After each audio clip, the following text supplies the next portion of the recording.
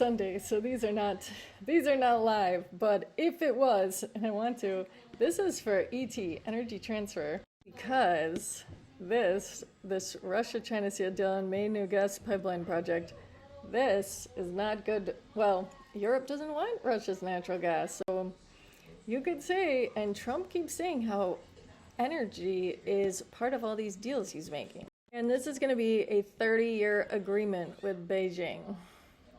So, I'm wondering, and when you look, okay, this is not a very heavy riser, but they were up here in the heights, pre-deep all this nonsense, and, okay, so the earnings is going to be the week November 5th, and prior to earnings, things look kind of red, but then, well, I don't know, I guess we'll see, but normally, don't really like betting on companies after earnings. But I think this one's going to be different just because of all this stuff. So I don't know, 1746 going into March, I would most definitely assume they're going to be over 18. I mean, this would not be investment advice, but I don't know. I think these natural gases could pop, and I was watching the Ben Norton video. That's what. Well, remember, I'm the one that ended Nord Stream 2. He just has Trump there. Going to a place called Germany, come to think of it. I'm sorry I did that. I don't have my thing on. But I ended Nord Stream 2. Nobody else did. Definitely something. It's the largest, essentially the largest. And I don't know if it'll have huge gains, but I definitely think it's a safe bet. Unless, I mean, there's like an explosion somewhere. But barring any explosions, and next had a dilution recently, and it kiboshed them, which I was happy because I had sold out of them. But now I think I should go back into them because they're not a dividend one. See, I like ET and I like KMI because those are dividends. ET has over 7% dividend, so, but Next doesn't. But Next had this big nice gain, so. And now it looks like they're going back up, which I knew that, but I don't know. I don't know if I feel like it, to be honest. Sometimes I don't always want to go into a stock, but now I'm thinking, see, people are already guessing that they're going to go back up, because why wouldn't they? They have Saudi investment, United Arab Emirates investment. I mean, going all the way up there, I don't know. We'll see. And maybe something happens tomorrow, but I think the reason are, and WTI, which kind of sounds like WTF. This one has a dividend. I don't know. They're in oil exploration. Is this going to also, another agreement, also increment deliveries. Yeah, Moscow, reliance on Russian gas. EU members plan to end imports of Russian fossil fuels by 2027 while U.S. restrictions on Russian energy remain in place.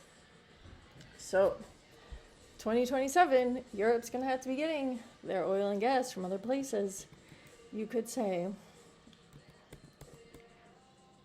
And uranium, that's another one. But WTI could be an interesting one. I don't know. And let us not forget that there was an accident at Freeport, and it is clouding the global supply outlook. This happened September 8th. Copper price extended gains on Thursday, building a 4% surge in the previous trading. Miner Freeport McMoran declared a force majeure on contracted supplies from its Grasberg in Indonesia due to a fatal mudslide accident.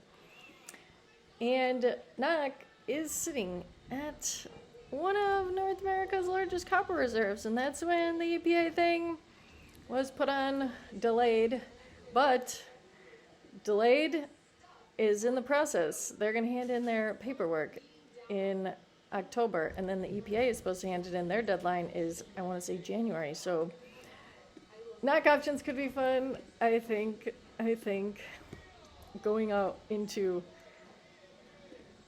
2028. I don't know. Because, see, I think it's too unknown why it going into 2028 is, like, down maybe, because this is just the developer, or they own the property. They are not going to be able to develop it. No, they're exploring it. And then, wait a minute. See, they have 100% interest in the Pebble deposit through its wholly owned subsidiary, the Pebble Partnership. So I had once read that Freeport, that it would be possible for Freeport. How are they up on that then? That was, wait, well, that news happened before. Well, yeah. Let me see this here. Yeah, okay. This, we'll see what ends up, yeah, that, but I had once read something that Freeport is, it was an AI thing, giving the possibility, Freeport as an example of a company that might partner to develop this project. So I'm wondering, I mean, now would be a good time. So they need a developer. Developing Pebble involve a multi-year, high-risk process involving legal, environmental, technical, and financial milestones. The project is currently stalled at the permitting stage. That's where we're stalled. So, I mean, going all the way into 2028 for NOC could be a tricky one. But then another one that has copper is TMQ.